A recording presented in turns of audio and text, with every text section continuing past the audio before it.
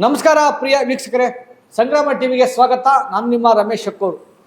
ಪ್ರಸಕ್ತ ದಿನಗಳಲ್ಲಿ ಸರ್ಕಾರಿ ಶಾಲೆಗಳನ್ನು ಉಳಿಸಿ ಬೆಳೆಸುವ ನಿಟ್ಟಿನಲ್ಲಿ ಹಲವಾರು ರೀತಿಯ ಯೋಜನೆಗಳು ತಂದಿದೆ. ಅದರಲ್ಲಿ ಕಟ್ಟಡಗಳು, ಸುಸಜ್ಜಿತ ಕಟ್ಟಡಗಳು, ಆಮೇಲೆ ಮಧ್ಯಾಹ್ನದ ಬಿಸಿಯೂಟ ಆ ಒಂದು ಹೊರತುಪಡಿಸಿ ಹಲವಾರು ರೀತಿಯ ಒಂದು ಯೋಜನೆಗಳನ್ನ ರೂಪಿಸಿ ಬಿಡುಗಡೆ ಮಾಡಿದ್ರು ಕೂಡ ಸರ್ಕಾರಿ ಶಾಲೆಗಳು ನಶಿಸುವ ಹಂತದಲ್ಲಿದೆ. ಅದಕ್ಕೆ ಬೇಕಾಗಿರ್ತಕ್ಕಂಥ ಮೂಲಭೂತ ಸೌಕರ್ಯಗಳು, ಅದರ ಜೊತೆಯಲ್ಲಿ ಮಕ್ಕಳ ಶಿಕ್ಷಣದ ಪ್ರಗತಿಗೆ ಬೇಕಾದಂತಹ ಸೌಲಭ್ಯಗಳನ್ನು ನೀಡ್ತಾ ಇದೆಯಾ ಅಂತಕ್ಕಂಥದ್ದು ಕೂಡ ಯಕ್ಷ ಪ್ರಶ್ನೆಯಾಗಿದೆ. ಇವತ್ತು ಚನ್ನಪಟ್ಟಣ ನಗರದ ವೀರೇಗೌಡನದೊಡ್ಡಿಯ ಸರ್ಕಾರಿ ಕಿರಿಯ ಪ್ರಾಥಮಿಕ ಪಾಠ ಶಾಲೆಯಲ್ಲಿದ್ದೇವೆ. ಆ ಶಾಲೆಯಲ್ಲಿ ಇರ್ತಕ್ಕಂಥ ಶಿಕ್ಷಕ ವರ್ಗ ಅಂದರೆ ಕೇವಲ ಇಬ್ಬರು ಶಿಕ್ಷಕರು, ಮುಖ್ಯ ಶಿಕ್ಷಕರು ಹಾಗೂ ಸಹ ಶಿಕ್ಷಕರು. ಅವರ ಒಂದು ಕಾಳಜಿ, ಅವರ ಒಂದು ಚಿಂತನೆ, ಶಾಲೆಯ ಅಭಿವೃದ್ಧಿಯನ್ನು ಯಾವ ರೀತಿ ಮಾಡಬೇಕು, ಇರುವ ಸಂಪನ್ಮೂಲದಲ್ಲಿ ಯಾವ ರೀತಿ ಜನಸಾಮಾನ್ಯರಿಗೆ ತಲುಪಿಸುವಂಥ ಕೆಲಸ ಮಾಡಬೇಕು, ದಾನಿಗಳನ್ನ ಯಾವ ರೀತಿ ಆಕರ್ಷಣೆ ಮಾಡಬೇಕು, ದಾನಿಗಳಿಂದ ಆಗುವಂಥ ಪ್ರಯೋಜನಗಳ ಬಗ್ಗೆ ಎಷ್ಟು ತಿಳ್ಕೊಂಡು ಆ ಶಾಲೆಯನ್ನು ಎಷ್ಟು ಪ್ರಗತಿದಾಯಕವಾಗಿ ತಗೊಂಡಿದ್ದಾರೆ ಅಂತ ಅನ್ನುವ ಒಂದು ನಿಟ್ಟಿನಲ್ಲಿ ಸಂಗ್ರಾಮ ಟಿವಿ ಆ ವೀರೇಗೌಡನದೊಡ್ಡಿಯ ಸರ್ಕಾರಿ ಕಿರಿಯ ಪ್ರಾಥಮಿಕ ಪಾಠಶಾಲೆಗೆ ಬಂದಿದ್ದೇವೆ. ಆ ಶಾಲೆಯ ಶಿಕ್ಷಕರನ್ನ ನಾವು ಭೇಟಿ ಮಾಡಿ ಈ ಒಂದು ಶಾಲೆಗೆ ಬೇಕಾದಂತಹ ಸೌಲಭ್ಯಗಳ ಬಗ್ಗೆ ನಿಮ್ಮ ಚಿಂತನೆ ಏನು, ನೀವು ಯಾವ ರೀತಿಯಾಗಿ ದಾನಿಗಳನ್ನ ಆಕರ್ಷಣೆ ಮಾಡ್ತೀರಿ ಅನ್ನೋ ಒಂದು ನಿಟ್ಟಿನಲ್ಲಿ ಕಾರ್ಯೋನ್ಮುಖಗೊಂಡಿದ್ದೇವೆ. ಇಲ್ಲೇ ಇದ್ದಾರೆ. ನಮಸ್ಕಾರ. ನಮಸ್ಕಾರ ಸರ್. ನಮಸ್ಕಾರ ಮೇಡಮ್. ತಮ್ಮ ಹೆಸರು? ಶಾರದಾ ನಾಗೇಶ್ ಅಂತ ಸರ್. ಶಾರದಮ್ಮ ಸಹ ಶಿಕ್ಷಕಿಯಾಗಿ ವೀರೇಗೌಡನದೊಡ್ಡಿನಲ್ಲಿ ನಾನು ವರ್ಕ್ ಮಾಡ್ತಾ ಇದ್ದೀನಿ ಸರ್. ಎಷ್ಟು ವರ್ಷದಿಂದ ಈ ಶಾಲೆಗೆ ಸಹ ಶಿಕ್ಷಕಿಯಾಗಿ ಕರ್ತವ್ಯ ನಿರ್ವಹಿಸ್ತಿದ್ರಿ? 2011ರಲ್ಲಿ ಈ ಶಾಲೆಗೆ ನಾನು ಜುಲೈ ತಿಂಗಳಲ್ಲಿ ಬಂದೆ ಸರ್. ಜುಲೈನಲ್ಲಿ ಬಂದೆ ನಾನು. ಮುಖ್ಯ ಶಿಕ್ಷಕರ ಒಂದು ನಿಮಗೆ ಮಾರ್ಗದರ್ಶನ ಏನು? ತುಂಬ ಇದೆ ಸರ್. ಅವರ ಒಂದು ಮಾರ್ಗದರ್ಶನದಲ್ಲೇ ಈ ಒಂದು ದಾನಿಗಳನ್ನ ಹಿಡಿಯೋದಕ್ಕೆ ಸಾಧ್ಯ ಆಯಿತು. ಇವರ ಒಂದು ಮಾರ್ಗದರ್ಶನದಲ್ಲೇ ಮತ್ತು ನಾವು ಅನೇಕ ಕಾರ್ಯಕ್ರಮಗಳಿಗೆ ನಮ್ಮದೇ ಆದ ಒಂದು ತಂಡವನ್ನು ಕಟ್ಕೊಂಡು ಹೋಗ್ತಾ ಇದ್ವಿ. ನಾಡಗೀತೆ, ರೈತಗೀತೆ ಮತ್ತು ಈ ಥರದ ಒಂದು ಗೀತಗಾಯನ ನಡೆಸ್ಕೊಡ್ಲಿಕ್ಕೆ ಅಲ್ಲಿ ಒಂದಷ್ಟು ಜನ ದಾನಿಗಳ ಪರಿಚಯ ಆಯಿತು. ಆ ಒಂದು ದಾನಿಗಳನ್ನ ನಾನು ನಮ್ಮ ಶಾಲೆಗೆ ಸಂಪರ್ಕಿಸಿ ಈ ಥರ ನಿಮ್ಮ ಒಂದು ಟ್ರಸ್ಟ್ ಕಡೆಯಿಂದ ನಮ್ಗೆ ಏನಾದರೂ ಒಂದು ಸ್ವಲ್ಪ ಸಹಾಯ ಮಾಡಿ ಅಂತ ಕೇಳಿದಾಗ ನಮಗೆ ಅನೇಕ ರೀತಿಯಲ್ಲಿ ಸಹಾಯ ಮಾಡಿದ್ದಾರೆ ಸರ್. ಮೇಡಮ್, ತಾವು ಒಳ್ಳೆ ಉತ್ತಮ ಗಾಯಕರು ಅಂತಲೂ ಕೇಳ್ಪಟ್ಟಿದ್ದೀವಿ. ಈ ಸಂಬಂಧಪಟ್ಟಂತೆ ನೀವು ಗಾಯನ ಮಾಡುವಂಥ ಸಂದರ್ಭದಲ್ಲಿ ದಾನಿಗಳು ಪರಿಚಯ ಆಗ್ತಾರೆ. ಆ ಪರಿಚಯ ಆದ ಸಂದರ್ಭದಲ್ಲಿ ತಮ್ಮ ಸರ್ಕಾರಿ ಶಾಲೆಗೆ ಬೇಕಾದಂಥ ಸೌಲಭ್ಯಗಳ ಬಗ್ಗೆ ಅವ್ರ ಜೊತೆ ಮಾತನಾಡ್ತೀರಿ. ಆ ಸಂದರ್ಭದಲ್ಲಿ ದಾನಿಗಳು ಸರ್ಕಾರಿ ಶಾಲೆಗೆ ಸರ್ಕಾರ ಸಾಕಷ್ಟು ಯೋಜನೆಗಳು ಕೊಡ್ತದಲ್ಲ, ನಮ್ಮಲ್ಲೇನೋ ಒಂದು ಅವಶ್ಯಕತೆ ಇಲ್ಲವಲ್ಲ ಅನ್ನುವಂಥ ಒಂದು ನಿಟ್ಟಿನಲ್ಲಿ ಏನಾದ್ರು ತಮ್ಮ ಹತ್ರ ಮಾತಾಡಿದ್ದಾರೆ ಸರ್. ಏನಾದರೂ ನಮ್ಮ ಒಂದು ಟ್ರಸ್ಟ್ ಕಡೆಯಿಂದ ಏನಾದರೂ ನಿಮಗೆ ಸಹಾಯ ಬೇಕಾದರೆ ನಿಮ್ಮ ಸರ್ಕಾರಿ ಶಾಲೆಗೆ ಕೇಳಿದ್ರು ಒಂದಿಬ್ರು. ಆಮೇಲೆ ನಾನೇ ಅವ್ರನ್ನ ಅಪ್ರೋಚ್ ಮಾಡೋಕ್ಕೆ ಶುರು ಮಾಡಿದೆ ಸರ್. ಏನಾದರೂ ನಿಮ್ಮ ಟ್ರಸ್ಟ್ ಕಡೆಯಿಂದ ಅಥವಾ ನಿಮ್ಮ ವೈಯಕ್ತಿಕವಾಗಿ ಏನಾದರೂ ನಮ್ಮ ಶಾಲೆಗೆ ಏನಾದರೂ ಒಂದು ಸ್ವಲ್ಪ ಸಹಾಯ ಮಾಡಿ ಅಂತ ಕೇಳಿದೆ. ಅವರು ಒಪ್ಕೊಂಡ್ರು ಸರ್. ಚನ್ನಪಟ್ಟಣ ನಗರದಲ್ಲಿ ವೀರೇಗೌಡನದೊಡ್ಡಿಯಲ್ಲಿ ಇರ್ತಕ್ಕಂಥ ಸಣ್ಣ ಶಾಲೆ, ಈ ಸಣ್ಣ ಶಾಲೆ ಅಂತ ಅಂದ್ಕೊಂಡು ಸಣ್ಣ ಶಾಲೆಯ ಒಳಗಡೆ ಬಂದಾಗ ಇಡೀ ಬೃಹತ್ ಪ್ರಮಾಣದಲ್ಲಿ ವಿಚಾರವನ್ನು ಗೋಡೆಯ ಮೇಲೆ ಬರದ ಮೂಲಕ ಬಿಂಬಿಸಿದ್ದಾರೆ. ಇಲ್ಲಿವರೆಗೂ ಎಷ್ಟು ಡೋನರ್ಸು ನಿಮಗೆ ಯಾವ ವಿಧದಲ್ಲಿ ಸಹಕಾರವನ್ನು ಮಾಡಿದ್ದಾರೆ? ಸರ್, ಮೊದಲಿಗೆ ಅದು ಒಂದು ಹೇಳ್ಕೊಂಡು ಬಂದ್ಬಿಡ್ತೀನಿ ಸರ್. ಬೆಂಗಳೂರು ಪಬ್ಲಿಕ್ ಶಾಲೆ ಮಂಡಿಪೇಟೆ ಅಂತ ಅಂದ್ಬಿಟ್ಟು ಇವರು 2018-19ನೇ ಸಾಲಿನಲ್ಲೇ ನಮ್ಮ ಶಾಲೆಯ ಎಲ್ಲ ಹೆಣ್ಮಕ್ಳಿಗೂ ಅವರ ಒಂದು ಯೂನಿಫಾರ್ಮ್ ಕೊಟ್ಟರು ಸರ್, ಫ್ರಾಕ್ ಥರದ್ದು. ಅದನ್ನು ತಗೊಂಡು ಬಂದ್ವಿ. ಆಮೇಲೆ ಒಂದು ಶತಮಾನೋತ್ಸವ ಭವನ ಸ್ಟಾರ್ಟ್ ಆದಾಗ ಅಲ್ಲಿಗೆ ಶಾಂತಾರಂಗಸ್ವಾಮಿ ಅಂತ ರಾಜ್ಯ ಪ್ರಶಸ್ತಿ ವಿಜೇತರು ಅವರು ಬಂದಿದ್ರು. ಅವರ ಪರಿಚಯ ಮಾದಯ್ಯ ಸರ್ ಕಡೆಯಿಂದ ನನಗಾಯಿತು. ಅವ್ರನ್ನ ಕೇಳಿದೆ, ಮೇಡಮ್ ದಯವಿಟ್ಟು ನಿಮ್ಮ ಒಂದು ಟ್ರಸ್ಟ್ ಕಡೆಯಿಂದ ನಮ್ಗೇನಾದರೂ ಸಹಾಯ ಆದರೆ ದಯವಿಟ್ಟು ಮಾಡಿ ಅಂತ. ಅವರು ಇದು ಮಾಡಿದ್ರು ಸರ್. 2 ಡೆಲ್ ಕಂಪ್ನಿದು ಕಂಪ್ಯೂಟರ್ ಕೊಟ್ಟರು.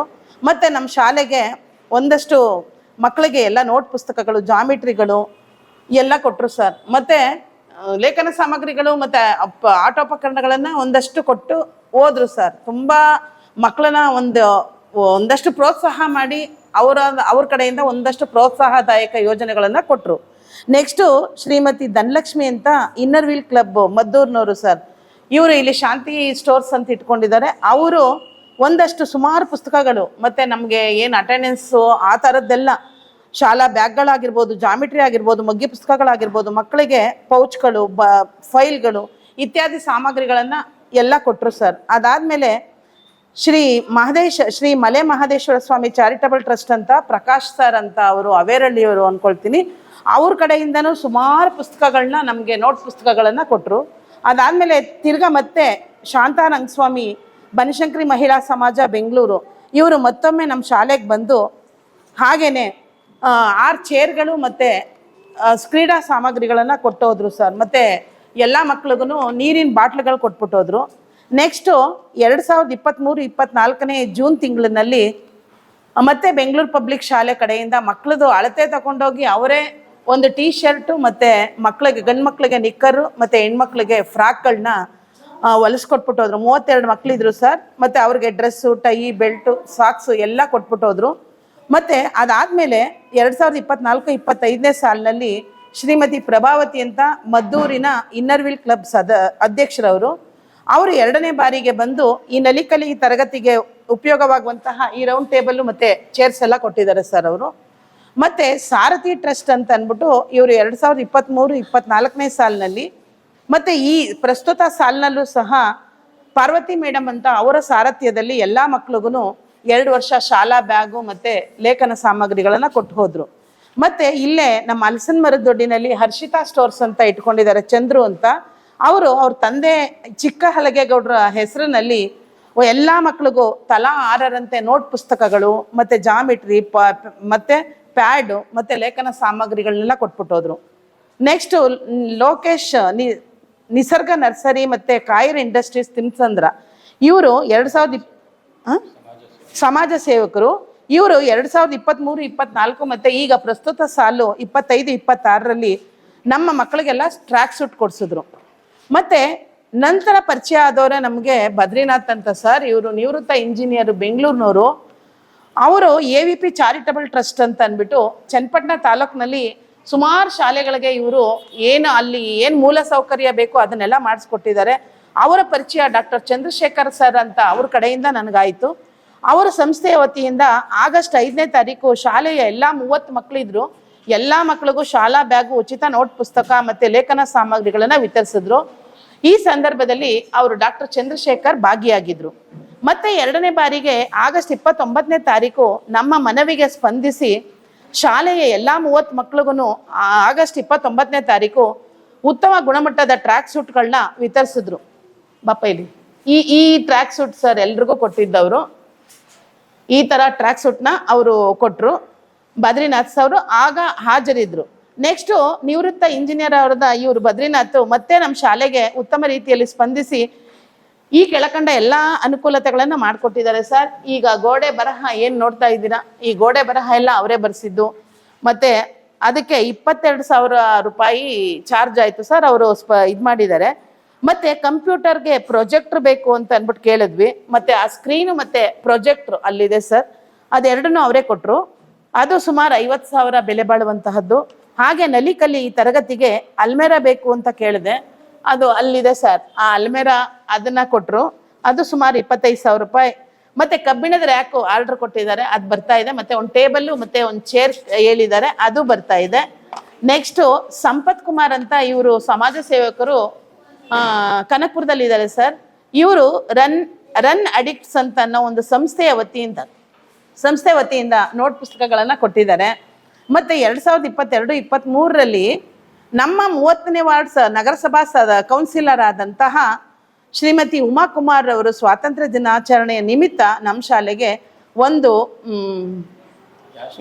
ಗ್ಯಾಸ್ ಸ್ಟವ್ ಮತ್ತು ಇದು ಸ್ಪೀಕರ್ ಬಾಕ್ಸು ಮತ್ತು 40 ತಟ್ಟೆ ಮತ್ತು 40 ಲೋಟಗಳನ್ನು ವಿತರಿಸಿದ್ದಾರೆ. ಹಕ್ಕೂರು ಹಾಲು ಉತ್ಪಾದಕರ ಸಹಕಾರ ಸಂಘದ ಕಾರ್ಯದರ್ಶಿಯಾದಂತಹ ಶ್ರೀಯುತ ಕೃಷ್ಣರವರನ್ನ ಭೇಟಿ ಮಾಡಿ ಕೇಳಿದಾಗ ನಮ್ಮಲ್ಲಿ ಕಂಪ್ಯೂಟರ್ ಇದೆ ಮತ್ತೆ ಅದಕ್ಕೆ ಅದು ಪ್ರಿಂಟರ್ ಇಲ್ಲ ಅಂತ ಕೇಳಿದಾಗ ನಾನು ಮಕ್ಕಳ ಹಿತದೃಷ್ಟಿಯಿಂದ ಪ್ರಿಂಟರ್ನ ಕೊಡಿಸ್ತೀನಿ ಅಂತ ಅಂದ್ಬಿಟ್ಟು ಅವರು ಒಂದು ಪ್ರಿಂಟರ್ನ ಕೊಡಿಸಿದ್ದಾರೆ. ಅವ್ರಿಗೂ ಸಹ ನಮ್ಮ ಶಾಲೆಯ ಪರವಾಗಿ ಧನ್ಯವಾದಗಳನ್ನ ಅರ್ಪಿಸ್ತೇವೆ. ನಮ್ಮ ಶಾಲೆಗೆ 2001ರಿಂದ 2025 ಇಲ್ಲಿಯವರೆಗೂ ಸಹ ರಾಷ್ಟ್ರೀಯ ಹಬ್ಬಗಳ ದಿನದಂದು ಸಿಹಿ ವಿತರಣೆಯನ್ನ ನಮ್ ಇದೇ ಗ್ರಾಮದಲ್ಲಿರುವರಾದಂತಹ ಶ್ರೀಯುತ ದೊಡ್ಡಕೋರೆಯವರು ಉಪನ್ಯಾಸಕರು ಈಗಲೂ ಕನಕಪುರ ತಾಲೂಕಲ್ಲಿ ಕೆಲಸ ಮಾಡ್ತಾ ಇದ್ದಾರೆ. ಅವ್ರು ಇದೇ ಶಾಲೆಯಲ್ಲಿ ಓದಿರುವಂತವರು. ಅವರು ನಾನು ಇರುವ ತನಕ, ಶಾಲೆ ಇರುವ ತನಕವೂ ಸಹ ನಮ್ಮ ರಾಷ್ಟ್ರೀಯ ಹಬ್ಬಗಳಲ್ಲಿ ಮಕ್ಕಳಿಗೆ ಸಿಹಿ ವಿತರಣೆಯನ್ನು ಮಾಡ್ತೀನಿ ಎಂಬುದಾಗಿ ಇತ್ತೀಚಿನ ದಿನಗಳಿಗೂ ಸಹ ವಿತರಣೆಯನ್ನು ಮಾಡ್ತಾ ಇದ್ದಾರೆ. ಅವರಿಗೆ ನಮ್ಮ ಶಾಲೆಯ ಪರವಾಗಿ ಅಭಿನಂದನೆಗಳನ್ನ ಸಲ್ಲಿಸ್ತೇವೆ. ಪ್ರಸಕ್ತ ದಿನಗಳಲ್ಲಿ ಸರ್ಕಾರಿ ಶಾಲೆಗಳು ಅಂತಂದರೆ ಶಿಕ್ಷಕರು ಚಿಂತನೆಯು ಸ್ವಲ್ಪ ಕಡಿಮೆ ಇರುತ್ತೋ ಅಂತೂ ಸಹಜ. ಬಂದರೆ ಪಾಠ ಮಾಡಬೇಕು, ಬೆಲ್ಲೋಡ ತಕ್ಷಣ ಮನೆಗೆ ಹೋಗ್ಬೇಕು ಅನ್ನೋ ಒಂದು ಚಿಂತನೆಯನ್ನು ಅಳವಡಿಸ್ಕೊಂಡಿದ್ದಾರೆ. ಆ ಶಿಕ್ಷಕ ವರ್ಗದಲ್ಲಿ ಒಂದು ಮಾದರಿಯಾದಂಥ ಶಿಕ್ಷಕರಾಗಿ ಸಾಕಷ್ಟು ಮಂದಿ ಇದ್ದಾರೆ. ಅದರಲ್ಲಿ ತಾವು ಕೂಡ, ತಮ್ಮ ಮುಖ್ಯ ಶಿಕ್ಷಕರು ಕೂಡ ಇವತ್ತು ಗೋಡೆಯ ಮೇಲೆ ಬರೆದಿರ್ತಕ್ಕಂತಹ ಒಂದು ಕನ್ನಡ ವರ್ಣಮಾಲೆ ಇರ್ಬೋದು, ಒತ್ತಾಕ್ಷರಗಳು ಇರ್ಬೋದು, ಕಾಗುಣಿತ ಇರಬಹುದು, ಅಳತೆಗಳು, ಉದ್ದ, ಹಲವಾರು ರೀತಿ. ಅಂದರೆ ನಾವೇ ಕೂಡ ಇದನ್ನು ಗಮನಿಸಿರಲಿಲ್ಲ. ಅಂದರೆ ಮಕ್ಕಳಿಗೆ ವಿದ್ಯಾಭ್ಯಾಸಕ್ಕೆ, ಮೊದಲಿನ ವಿದ್ಯಾಭ್ಯಾಸಕ್ಕೆ ಪೂರಕವಾದಂತಹ ಬ್ರಹ್ಮಾಂಡವ ವಿಚಾರಗಳೇ ಈ ಒಂದು ಕೊಠಡಿ ತುಂಬಿವೆ. ನಿಮ್ಮ ಬಗ್ಗೆ ಎಷ್ಟು ಶ್ಲಾಘನೆ ಮಾಡಲು ಸಾಲದು. ಈ ರೀತಿಯಾಗಿ ಡೋನರ್ಸ್ಗಳನ್ನ ಹಿಡಿದು ನಿಮ್ಮ ಶಾಲೆಗೆ ಅಗತ್ಯವಾದಂತಹ ಮೂಲಭೂತ ಸೌಲಭ್ಯಗಳನ್ನ ಒದಗಿಸ್ತಾ ಇದ್ದೀರಿ. ಒದಗಿಸ್ತಾ ಇರೋದ್ರಿಂದ ಈ ಮೂಲಭೂತ ಸೌಲಭ್ಯಗಳಿಂದ ನಿಮ್ಮ ಶಾಲೆಯ ಮಕ್ಕಳ ಸಂಖ್ಯೆ ಗಣನೀಯವಾಗಿ ಹೆಚ್ಚಳವಾಗಿದೆಯೇ? ಈ ಎಲ್ಲ ದಾನಿಗಳ ಸಹಕಾರದಿಂದ ನಮಗೆ ಒಂದು ಸ್ವಲ್ಪ ಹೆಚ್ಚು ಮಕ್ಕಳ ಸಂಖ್ಯೆ ಹೆಚ್ಚಾಗಿದೆ. ಹಾಗೆ ಕಲಿಕೆನೂ ಸಹ ಬಹಳಷ್ಟು ಉತ್ತಮ ರೀತಿಯಲ್ಲಿ ಕಲಿಕೆಯೂ ಸಹ ಆಗಿದೆ. ಮತ್ತೆ ನಮ್ಗೆ ಒಳ್ಳೆ ಈಗ ನಗರಸಭೆ ವತಿಯಿಂದ ಮುಂದೆಗಡೆ ಕಾಂಪೌಂಡ್ ಆಯ್ತು. ಮತ್ತೆ ನಿರ್ಮಿತಿ ಕೇಂದ್ರದಿಂದ ಒಂದು ಮೇಲ್ಗಡೆ ಒಂದು ಕಟ್ಟಡ, ಹಾಗೆ ಸುತ್ತಲೂ ಕಾಂಪೌಂಡ್ 20 ಲಕ್ಷದ ಒಂದು ಪ್ರಾಜೆಕ್ಟ್ ಅಲ್ಲಿ ನಮ್ಮ ಕಾಮಗಾರಿ ಪೂರ್ಣಗೊಂಡಿದೆ. ಈಗ ನಗರಸಭೆಯ ಆಯುಕ್ತರ ಜೊತೆ ಈಗ ಅರ್ಜಿ ಸಲ್ಲಿಸಿ ಮಾತಾಡಿದೀವಿ. ಈಗ ಇದಕ್ಕೆಲ್ಲ ಪ್ಲಾಟ್ಫಾರ್ಮ್ ಅನ್ನ ಮಾಡ್ತೀವಿ. ಮತ್ತೆ ಗಿಡ ನೆಡಲಿಕ್ಕೆ ಒಂದು ರೀತಿಯ ತೋಟಗಾರಿಕೆ ನಿರ್ಮಾಣ ಮಾಡ್ಲಿಕ್ಕೆ ಮಾಡ್ಕೊಡ್ತೀವಿ ಅನ್ನುವಂತ ಭರವಸೆಯನ್ನ ಇಟ್ಟಿದ್ದಾರೆ. ಈ ಅಕಾಡೆಮಿಯಲ್ಲಿ ಅದು ಮಂಜೂರಾಗುವ ಸಾಧ್ಯತೆ ಇದೆ. ಡೋನರ್ಸ್ಗಳನ್ನ ತಾವು ಭೇಟಿ ಮಾಡ್ತೀರಿ. ಭೇಟಿ ಮಾಡೋ ಸಂದರ್ಭದಲ್ಲಿ ನಮ್ಮ ಶಾಲೆಗೆ ಅಗತ್ಯವಾಗಿರ್ತಕ್ಕಂಥ ಈ ಒಂದು ಯೋಜನೆ, ಈ ಒಂದು ಕೆಲಸವನ್ನ ಮಾಡ್ಕೊಡ್ಬೇಕು ಅಂತ ಒಂದು ಮನವಿ ಅರ್ಪಿಸ್ತೀರಿ. ಅವರು ಮನವಿ ಸ್ಪಂದಿಸ್ತಾರೆ. ಈ ಕೆಲಸ ಆದ್ಮೇಲೆ ಆ ಡೋನರ್ಸ್ಗಳು ಬಂದು ನೋಡ್ತಾರಾ? ಬರ್ತಾ ಇದ್ದಾರೆ ಸರ್, ಬರ್ತಾ ಇದ್ದಾರೆ. ಇವಾಗ ಬದ್ರಿನಾಥ್ ಸರ್ ಹೇಳಿದ್ನಲ್ಲ ಸರ್, ಈಗ 2ನೇ ಜೊತೆ ಯೂನಿಫಾರ್ಮ್ ಕೊಟ್ಟಿದೀವಿ, ಮಕ್ಕಳು ಹೊಲಿಸಿಲ್ಲ. ಅದೇನಾದ್ರೂ ಚಾರ್ಜ್ ಆಗುತ್ತೆ ಅದನ್ನ ನಾನೇ ಹೊಲಿಸ್ಕೊಡ್ತೀನಿ ನನ್ನ ಚಾರ್ಜಲ್ಲಿ ಅಂತ ಹೇಳಿದ್ದಾರೆ. ಅವರೇ ಆ ಒಂದು ಕೂಲಿಯನ್ನ ಕೊಟ್ಟು ಹೊಲಿಸ್ಕೊಡ್ತಾರೆ. ಮತ್ತೆ ಈಗ ಮುಂದಿನ ವಾರ ಅವರು ಭೇಟಿ ಕೊಡ್ತಾ ಇದ್ದಾರೆ ಸರ್ ನಮ್ಮ ಶಾಲೆಗೆ. ಯಾರ ಡೋನರ್ಸ್ಗಳು ಬೇರೆ ದೊಡ್ಡ ಪ್ರಮಾಣದಲ್ಲಿ ಏನಾದ್ರು ಸಹಾಯ ಮಾಡುವ ಸಾಧ್ಯತೆಗಳಿದೆಯಾ? ನೋಡೋಣ ಸರ್, ನಿರೀಕ್ಷೆನಲ್ಲಿ ಇದ್ದೀವಿ. ಈ ಶಾಲೆಗೆ ಅಗತ್ಯವಾಗಿ ಬೇಕಾಗಿರ್ತಕ್ಕಂತಹ ಒಂದು ಸೌಲಭ್ಯಗಳೇನು? ನಮಗೆ ಈಗ ಸದ್ಯಕ್ಕೆ ಆಟದ ಮೈದಾನ ಇಲ್ಲ. ಆದ್ರೆ ಚಿಕ್ಕ ನಗರ ವ್ಯಾಪ್ತಿಯಾಗಿರೋದ್ರಿಂದ, ಪ್ರದೇಶ ಚಿಕ್ಕದಾಗಿರೋದ್ರಿಂದ ಇಲ್ಲಿ ಇರುವಷ್ಟು ಆಟದ ಮೈದಾನದಲ್ಲಿ ನಾವು ಆಟವನ್ನ ಆಡ್ಲಿಕ್ಕೆ ಒಂದು ಶಟಲ್ ಕಾಕ್ ಕೋರ್ಟ್ ಅನ್ನ ಮಾಡಿದೀವಿ. ಮತ್ತೆ ಸಣ್ಣದಾಗಿ ವಾಲಿಬಾಲ್ ಅನ್ನ ಆಟ ಆಡ್ಬೋದು. ಮತ್ತೆ ಕ್ರಿಕೆಟ್ಗೂ ಸಹ ಪರಿಕರ ಇರುವುದರಿಂದ ಅಷ್ಟು ಜೋರಾಗಿ ಆಟ ಆಡಲಿಕ್ಕೆ ಸಾಧ್ಯ ಆಗುದಿಲ್ಲ. ಒಂದು ಆಟದ ಮೈದಾನ ಮಂಜೂರಾದರೆ ಇಲ್ಲಿ ಮುಂದೆಗಡೆ ಯಾವುದೋ ಒಂದು ಮಸೀದಿ ಪಕ್ಕ, ಪೆಟ್ರೋಲ್ ಬಂಕ್ ಪಕ್ಕ ಒಂದು 30 ಗುಂಟೆ ಜಾಗ ಇದೆ. ಅದನ್ನ ಮಂಜೂರು ಮಾಡ್ತೀವಿ ಅಂತ ಹೇಳಿದ್ರು. ಆದ್ರೂ ಸಹ ನಗರಸಭಾ ವ್ಯಾಪ್ತಿಯಲ್ಲಿ ಅದು ಆಗ್ಲಿಲ್ಲ. ಮುಂದಿನ ದಿನಗಳಲ್ಲಿ ಕಾದ್ ನೋಡ್ಬೇಕು ಸರ್. ಅದೇನೋ ಆಯ್ತು ಅಂತಂದ್ರೆ ಒಳ್ಳೆ ಉತ್ತಮ ರೀತಿಯಲ್ಲಿ ಶಾಲೆ ಆಗುತ್ತೆ ಎನ್ನುವಂತ ನಿರೀಕ್ಷೆಯಲ್ಲಿ ನಾವಿದ್ದೀವಿ ಸರ್. ನಗರ ಪ್ರದೇಶದ ವೀದೇಗೌಡ ದುಡ್ಡಿರ್ತಕ್ಕಂಥ ಒಂದು ಸಣ್ಣ ಪ್ರಾಥಮಿಕ ಪಾಠಶಾಲೆಯನ್ನ ಒಂದು ದೊಡ್ಡ ಮಟ್ಟದ ಶಾಲೆಯಾಗಿ ಒಂದು ಬಿಂಬಿತ ಮಾಡಬೇಕು ಅನ್ನೋ ನಿಟ್ಟಿನಲ್ಲಿ ಕಾರ್ಯನಿರ್ವಹಿಸಿಕೊಂಡಿದ್ದೀರಿ. ತಮಗೆ ಏನು ಅವಶ್ಯಕತೆ ಎನ್ನುವುದನ್ನ ಈಗಾಗಲೇ ತಿಳಿಸಿದ್ರಿ. ಶಾಲೆಗೆ ಒಂದು ಮೈದಾನ ಬೇಕು, ಮಕ್ಕಳು ಕ್ರೀಡಾಕೂಟದಲ್ಲಿ ಭಾಗವಹಿಸಬೇಕು, ಹಲವಾರು ರೀತಿಯಂತ ಚಟುವಟಿಕೆಗಳನ್ನ ಆ ಒಂದು ಜಾಗದಲ್ಲಿ ಮಾಡಬೇಕು ಅನ್ನೋ ನಿಟ್ಟಿನಲ್ಲಿ ಈ ಶಾಲೆಯ ಮುಂಭಾಗ ಇರತಕ್ಕಂತಹ ಒಂದು 30 ಗುಂಟೆ ಜಮೀನನ್ನ ನೀಡಬೇಕು. ಈಗಾಗಲೇ ಸರ್ಕಾರದ ಜಾಗ ಅಂತ ಹೇಳ್ತಾ ಇದ್ದೀರಿ. ಸರ್ಕಾರ ಜಾಗವನ್ನು ಕೊಡಿಸ್ಕೊಟ್ರೆ ಅಂದ್ರೆ ಎಲ್ಲಾ ಸಮುದಾಯದ ಸರ್ವಧರ್ಮ ಮಕ್ಕಳು ಓದುವಂತಹ ಶಾಲೆ, ಸರ್ವಧರ್ಮ ಮಕ್ಕಳು ಆಟ ಆಡುವಂತಹ ಒಂದು ಮೈದಾನ ಬೇಕು ಅಂತ ಕೇಳ್ತಾ ಇದ್ರಿ. ಅದನ್ನ ಬೇಗ ನಗರಸಭೆಯವರು, ಆ ಸ್ಥಳೀಯ ಜನಪ್ರತಿನಿಧಿಗಳು, ಉದ್ಯಮಿಗಳು, ಏನು ನಿಮ್ಮ ಶಾಲೆಗೆ ಡೋನರ್ಸ್ ಮಾಡಿರ್ತಕ್ಕಂಥ ಡೋನರ್ಸ್ಗಳು ಎಲ್ಲ ಒಟ್ಟುಗೂಡಿ ಆ ಮೈದಾನವನ್ನ ಬೇಗನೆ ಮಾಡ್ಕೊಳ್ಳಿ ಅಂತ ಕೇಳ್ಕೊತಿದ್ವಿ. ಈ ಒಂದು ಶಾಲೆಗೆ ಈ ರೀತಿಯಾಗಿ ಒಂದು ಕಳೆಯನ್ನ ತಂದುಕೊಟ್ಟಿದ್ದೀರಿ. ಸಂಗ್ರಾಮ ಟಿವಿ ಮುಖಾಂತರ ಎಲ್ಲಾ ಸರ್ಕಾರಿ ಶಾಲೆಯ ಶಿಕ್ಷಕರಿಗೆ ಸರ್ಕಾರಿ ಶಾಲೆಗಳ ಸ್ಥಿತಿಗತಿಗಳ ಬಗ್ಗೆ ತಾವು ನೀಡುವ ಸಂದೇಶ ಏನು? ಸಮಾಜದಲ್ಲಿ ಹಲವಾರು ದಾನಿಗಳಿರ್ತಾರೆ, ಅವರನ್ನ ಸ್ಪಂದಿಸಿ ಮಾತಾಡಿಸಿದಾಗ, ಪ್ರೀತಿಪೂರ್ವಕವಾಗಿ ಮಾತಾಡಿಸಿದಂತ ಸಂದರ್ಭದಲ್ಲಿ ಅವರು ಭೇಟಿ ನೀಡ್ತಾರೆ ಶಾಲೆಗೆ ಬಂದಾಗ ನಾವು ಅವರಿಗೆ ಏನು ನಮಗೆ ಅಗತ್ಯತೆ ಇದೆ ಅನ್ನೋದನ್ನ ಮನವರಿಕೆ ಆಗುವ ರೀತಿಯಲ್ಲಿ ಅವ್ರಿಗೆ ಹೇಳುತ್ತೆ. ಆದ್ರೆ ನಾವು ಖಂಡಿತವಾಗಿಯೂ ಸಹಕಾರ ಮಾಡ್ತಾರೆ ಅನ್ನೋದು ನನ್ನ ಆಶಯ.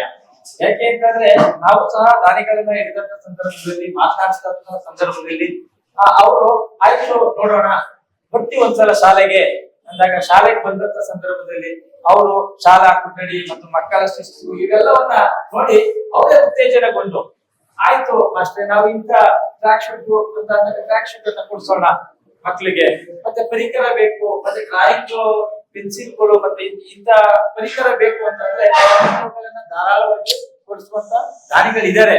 ಆದ್ರೆ ನಾವು ಆ ದಾನಿಗಳನ್ನ ಮಾತಾಡಿಸುವ ರೀತಿ ಮತ್ತೆ ಅವರ ಜೊತೆಯಲ್ಲಿ ಬೆರೆಯುವಂತ ರೀತಿಯನ್ನ ನಾವು ಕಲಿಬೇಕಾಗ್ತದೆ ಅಂತ ನಾನು ಹೇಳ್ತೀನಿ. ಸರಳವಾಗಿ, ಸ್ವಚ್ಛವಾಗಿ, ಕಡಿಮೆ ಸಾಲಿನಲ್ಲಿ ಒಂದು ಅರ್ಥಪೂರ್ಣವಾದಂತಹ ವಿಚಾರವನ್ನು ಹೇಳಿದ್ದಾರೆ ಮುಖ್ಯ ಶಿಕ್ಷಕರಾದಂತಹ ನಿಂಗರಾಜ್ ಅವರು.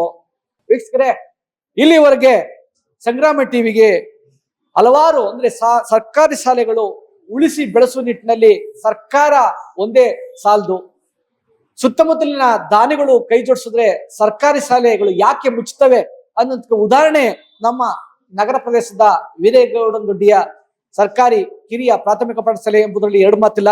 ಇಲ್ಲಿವರೆಗೆ ಶಾಲೆಯಲ್ಲಿ ನಡೆದಿರ್ತಕ್ಕಂಥ ಒಂದು ಅಭಿವೃದ್ಧಿ ಕಾರ್ಯಗಳು, ಡೋನರ್ಸ್ ಯಾವ ರೀತಿ ಸಹಕಾರ ಮಾಡುವ ನಿಟ್ಟಿನಲ್ಲಿ ನಮ್ಮ ಸಹ ಶಿಕ್ಷಕರಾದ ಗಾಯಕರು ಆದಂತಹ ಶಾರದಾ ನಾಗೇಶ್ ಅವರು, ಶಾಲೆಯ ಮುಖ್ಯ ಶಿಕ್ಷಕರಾದಂತಹ ನಿಂಗರಾಜ್ ಅವರು ಹಲವಾರು ವಿಚಾರಗಳನ್ನ ತಾಲೂಕಿನ ಅಂದ್ರೆ ರಾಜ್ಯದ ಎಲ್ಲ ಸರ್ಕಾರಿ ಶಾಲಾ ವ್ಯವಸ್ಥೆಗೆ ಹಿಡಿದ ಕೈಗೆ ನಡೆಯುವ ನಿಟ್ಟಿನಲ್ಲಿ ಮಾತನಾಡಿದ್ದಾರೆ. ಅವರಿಗೆಲ್ಲ ಸಂಗ್ರಾಮ ಟಿವಿಯ ಪರವಾಗಿ ನಮಸ್ಕಾರಗಳನ್ನ ಸಲ್ಲಿಸ್ತಾ ಇದ್ದೇನೆ. ನಮಸ್ಕಾರ.